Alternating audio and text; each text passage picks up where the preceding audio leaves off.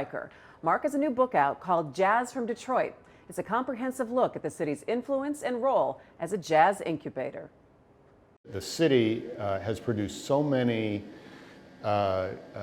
defining figures in the music, particularly from the middle of the 20th century all the way up to the present day, and that the influence has been profound. Yeah. And we can talk about some of those names here in a minute, but the general idea is that without Detroit, jazz would not be the same. And what's particularly interesting about Jazz from Detroit is the way in which the social, cultural, sort of economic factors of the city produce this explosion of jazz talent at mid-century. And then over the course of the next 60, 70 years, we have continued to produce graduated great musicians to the national scene, even as the economic power of the city has declined and the population has declined. So there are interesting reasons for that, and that's part of the trajectory of the book too. Yeah, jazz, of course, does not start in Detroit, but it comes here pretty early. And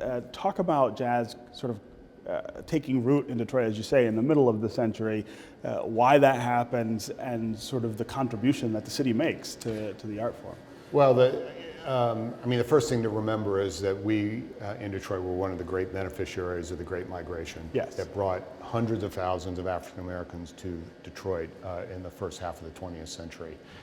And so jazz, as a cultural expression of African Americans, becomes very early on becomes central to the city. But in the middle of the 20th century, what happens is you have a confluence of incredible public school music education programs where kids really get great formal education in music. Remember, our schools were integrated here, and Cass Tech in particular was kind of an arts magnet school, very high level music education.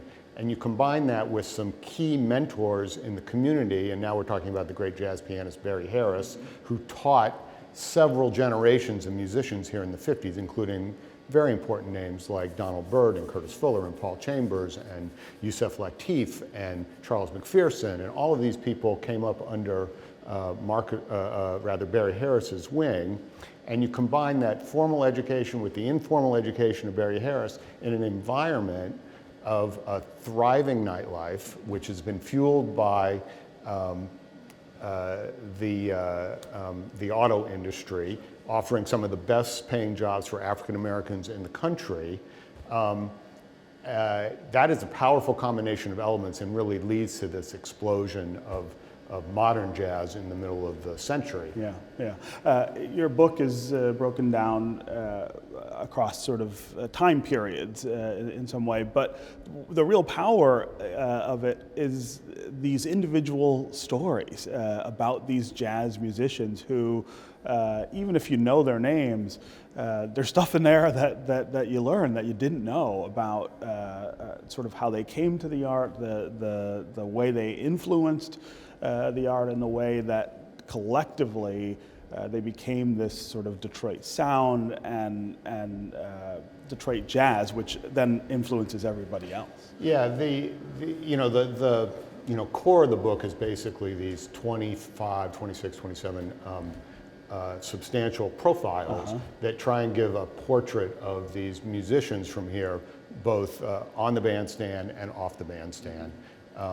And so we're talking here now about people like Hank Thad and Elvin Jones, the great brothers from Pontiac.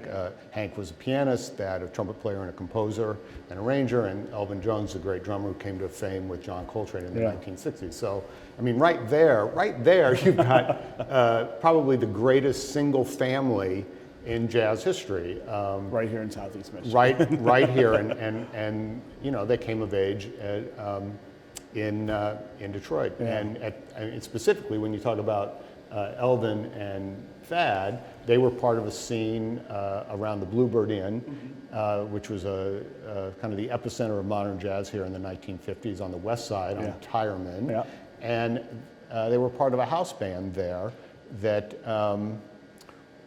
was as great as any of the music happening in New York at the time. And so that's there are many individual stories in the book about players like that, about the great bass player Ron Carter, who sort of comes to fame with Miles Davis in the 1960s, and we trace his life from, growing up, going to Cass Tech, wanting to be really a classical, he wants to be a classical cellist, and he realizes at a certain point at Cass Tech that he's not getting the calls for the gigs that the white players kids are getting. right? And so he switches to bass, and then he goes to Eastman, and he's studying to be a classical bass player. And the great Leopold Stokowski, the conductor from Houston, comes to conduct the Eastman Rochester Philharmonic. And he says at one point, he pulls Ron aside and he says, Mr. Carter, I would love to have you in my orchestra in Houston, but they are not ready for a colored bass player in the orchestra. And Ron is, my God, I've spent all this time, okay, what music can I play and have a good time doing it? And it's really at that point that he shifts into jazz and he becomes this highly influential bass player.